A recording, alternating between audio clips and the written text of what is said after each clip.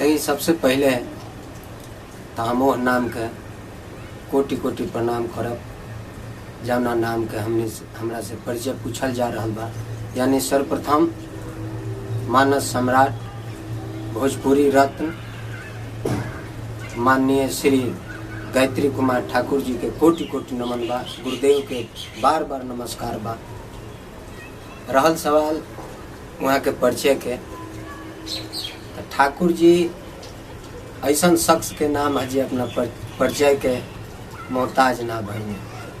जहाँ तक भी भोजपुरी भाषा बोलल जाला हमरा गुरु जी के नाम लेहल जाला, यानी ठाकुर जी के नाम वहाँ तक लोग लेला, चाहे विदेश होके मॉरिशस कहीं होके, जहाँ तक भोजपुरी बोले वाला बारे गुरु जी के जानता रहे जाने ला। रामायण महाभारत भोजपुरी भाषा में जितना बढ़िया से वहाँ का प्रस्तुत कैनी वो अद्वितीय बा। न भूतो न भविष्यति ऐसा केहू ना कैल जौन वहाँ का भोजपुरी भाषा में रामायण महाभारत गीता सब धार्मिक चीज के प्रस्तुत कैनी। गावे खातिर तो बहुत सब कलाकार लोग बा, व्यास लोग बा, लेकिन असल व्यास गुरु जी के ही कहल जा सकत नहीं खे में 101% असली व्यास वहाँ का रहनी, हमनी व्यास ना है। कुछ लोग जानबूझ के चाहे अनजान में वहाँ के नाम लेला, सम्मानित करेला स्वर्गीय ठाकुर जी, लेकिन हमारा समझ से वहाँ के नाम में स्वर्गीय लगावल बेईमानी का है। काहे कि महापुरुष में स्वर्गीय ना लगे। स्वर्गीय तो वो आदमी में लगेला जेकर नाम निशान धरती से मिट जा। वहाँ का काल भी जिंदा रहनी, आज भी जिंदा बनी, भूत भविष्य वर्तमान तीनों में वहाँ का विद्यमान रह बानी। तो जे मरले नहीं खे ओकरा में स्वर्गीय लागी कैसे? वैसे भी केहू कहला स्वर्गीय दशरथ जी, स्वर्गीय राम जी, स्वर्गीय अम्बेडकर साहब, स्वर्गीय ऐसा केहू में ना लगे। तो जब गुरु जी के हमने का अमर कहत नहीं तो हमें स्वर्गीय लगावा बेमानी का है, ये हमार समझ बा। दूसर केहू के चाहे जो लोग कर। रहल सवाल हमरा से परिचय के, गुरु जी के कैसेट सुन के संगीत गाना बजाना सीखे के दिल में हार्दिक इच्छा रहे, लेकिन केकरा से सीखल जाओ ये मन में प्रश्न रहे। गुरु जी के जब कैसेट सुननी तो एगो अजीब सा लागल। भोजपुरी क्षेत्र में एगो अलग चीज महसूस भइल। हम लगनी फेर में कि कैसे यहाँ से भेंट हुई। अकस्मात छपरा जिला में एगो पुछड़ी बाजार जगह है, वही जी शर्मा जी के गुरु जी यानी ठाकुर जी के प्रोग्राम रहे। हम गईनी, बहुत सारा लोग जुटा रहे, स्टेज पर गईनी। वही जी कहनी कि गुरु जी रुआ से कुछ शिक्षा के हमरा इच्छा बा। गुरु जी कहनी कि देखो बबुआ हमरा स्कूल में बड़ा कड़ा पढ़ाई होला, सबकर सकान नहीं खे। कहीं गुरु जी हम पढ़े खातिर तैयार बनी।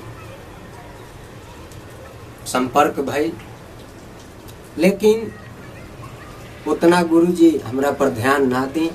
काहे कि वो बड़ा ना हमरा विशेष गावे के लूर रहे, न झाल बजावे के जानत नहीं। स्टेज पर जाई बैठी, वहाँ के प्रोग्राम इत्मीनान से सुनी। अकस्मात समय के मांग हमरे दरवाजा पर प्रोग्राम होते रहे चाचा के यहाँ। गांव के लोग कहल कि संतोष एगो तू गीत गावा। गुरु जी भी कहनी कि हाँ एगो सुनावा, आज ले तार हम गावल नहीं कि सुन ले। तो बड़ा सुंदर वहाँ का एगो गीत गावत रहनी। हाँ वह गीत हम गौनी कि सुगनवा हो ओ हदीनवा के मन पार, ओ हदीनवा के मन पार मायनवा हो, ओ हदीनवा के मन पार। तीर परले तिरिया नहीं जई है, बेटा देह मुँह में लुकार लुकार, बेटा देह मुँह में लुकार।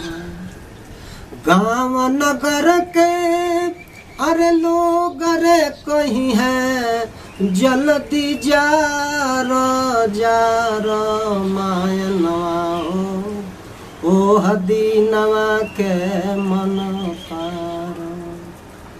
तो भाव कुभाव अलख आलसहु कसहु नाम उचार उचार कसहु नाम उचार।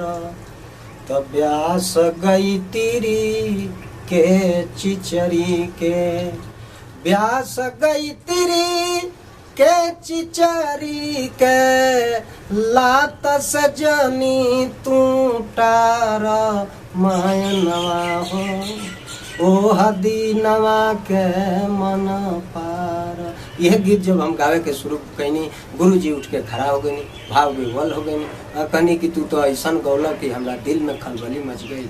ऐसा भाई कि एक लाइन वहाँ का गाई एक लाइन हम गाई। ओकरा बाद से गुरु जी के अगाध प्रेम हमरा संगे हो गई।